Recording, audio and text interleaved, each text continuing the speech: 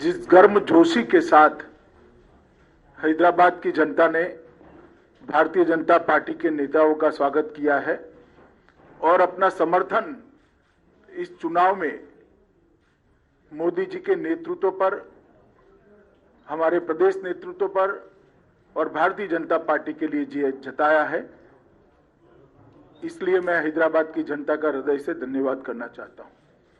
पूरे रोड पर जहां पर भी गए, 1 इंच भी जगह खाली नहीं दिखाई पड़ती थी और मुझे भरोसा है रोड शो को देखकर कि इस बार भारतीय जनता पार्टी सीट बढ़ाने के लिए, संगठन बढ़ाने के लिए नहीं लड़ रही है। इस बार चुनाव के बाद हैदराबाद में मेयर भारतीय जनता पार्टी का होगा, ये हैदराबाद की जनता ने स्पष्ट कर दिया है। मित्रों, हैदराबाद के अंदर विश्व भर के आईटी हब बनने की सभी संभावनाएं पड़ी हुई हैं, मगर आईटी हब तब बनता है जब इसके अनुरूप इंफ्रास्ट्रक्चर यहां पर बने, और इंफ्रास्ट्रक्चर, शहर का इंफ्रास्ट्रक्चर, अर्बन इंफ्रास्ट्रक्चर बनाने का जिम्मा म्युनिसिपल कॉरपोरेशन का होता है। हालांकि केंद्र सरकार और राज्य सरकार की अनेक प्रकार की ग्रांटें मिलती हैं, मगर इसका इंप्लीमेंटेशन ये शहर के शासन के हाथ में, म्युनिसिपल कॉरपोरेशन के हाथ में होता है। और मुझे कहने में कोई संकोच नहीं है कि जिस प्रकार का कॉरपोरेशन यहां टीआरएस और मजलिस के नेतृत्व में चला है, वो हैदराबाद को आईटी हब बनने के लिए, विश्व का आईटी हब बनने के सबसे बड़ा रोड़ा है। अभी ही बारिश में पानी भर गया, लगभग 7 लाख लोगों के घर में परेशान हो गए, पानी भर गया। 6 साल से स्टॉर्म वाटर की एक भी लाइन, इसका सिल्टिंग नहीं हटाया गया, नालों का सिल्टिंग नहीं हटाया गया। पानी नहीं भरेगा तो क्या होगा? मजलिस साथीदार है, मजलिस के इशारों पर अवैध कंस्ट्रक्शन चलते हैं, एपीसमेंट होता है। इसके कारण पानी की निकासी के मार्ग के अंदर अवैध कंस्ट्रक्शन जो हुए हैं, उसने भी पानी भरने में, जमाव होने में बहुत बड़ी भूमिका निभाई है। मैं हैदराबाद की जनता को विश्वास दिलाना चाहता हूं कि एक बार आप भारतीय जनता पार्टी को यहां मौका दीजिए। हम सारे इलीगल कंस्ट्रक्शन जो पानी की निकास के मार्ग में है, उसको हटाकर कभी भी हैदराबाद के अंदर पानी भरे ऐसी स्थिति नहीं रहने देंगे।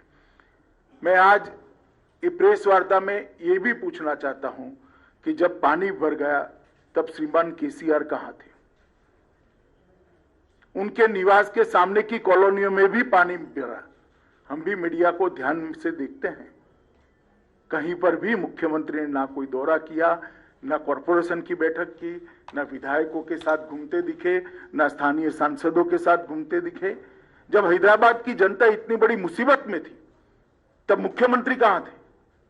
ओवैसी कहां थे? हैदराबाद की जनता के मन में ये बहुत बड़ा सवाल है, जिसका जवाब उनको देना पड़ेगा। मित्रों, हम वादा करते हैं कि गुड गवर्नेंस को हम हैदराबाद के अंदर जमीन पर उतारेंगे और हैदराबाद को विश्व का आईटी हब बनाने की दिशा में सभी अनुरूप कदम उठाए जाएंगे। और ये भारतीय जनता पार्टी का वादा है। मोदी जी जो कहते हैं वो करते हैं, हम जो कहते हैं वो होता है। चाहे 2014 का हमारा घोषणा पत्र हो या 2019 का घोषणा पत्र हो, हमने सारे वादों पर अमल किया है।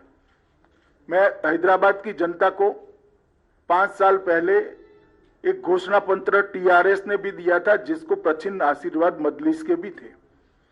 मैं कुछ सवाल यहां पर छोड़कर जाना चाहता हूं। कल वोटिंग है, मेरी आशा है शाम को केसीआर जी इसके जवाब दे।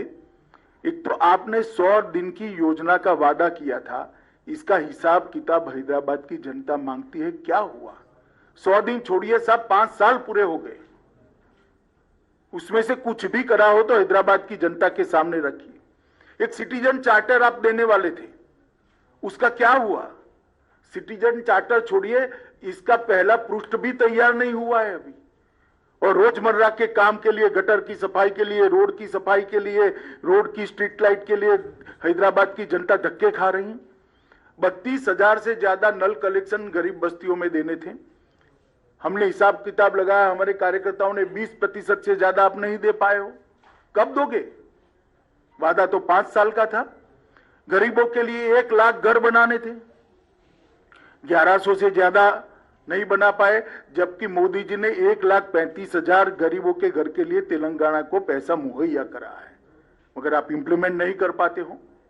आपके फार्म हाउस से बाहर निकलकर सचिवालय में आओगे तभी तो शायद कभी इंप्लीमेंटेशन होगा। भूसी नदी के साथ साथ 42 किलोमीटर का 6 लेन रोड बनाना था। मेरा सभी मीडिया वालों को निवेदन है कि आपकी वैन जरा भूसी नदी के किनारे किनारे घुमाकर वो 6 लेन का रोड हैदराबाद की जनता को एक बार दिखा दीजिए जरा। हैदराबाद की जनता श्रीमान आपसे पूछती है कि वादों का क्या हुआ। 15 डंप यार्ड बनाने थे, एक डंप यार्ड का बोर्ड भी तो दिखा दीजिए। कहां गए वो 15 डंप यार्ड? 4 प्रेक्षागृह रविंद्र भारती की तर्ज पर आप बनाने वाले थे, क्या हुआ? 10,000 करोड़ की एक योजना लेकर आए थे आप, कहां गया 10,000 करोड़? कब खर्च किया? म्युनिसिपल कॉर्पोरेशन के बजट का योग भी बना ले तो इतना नहीं होता है।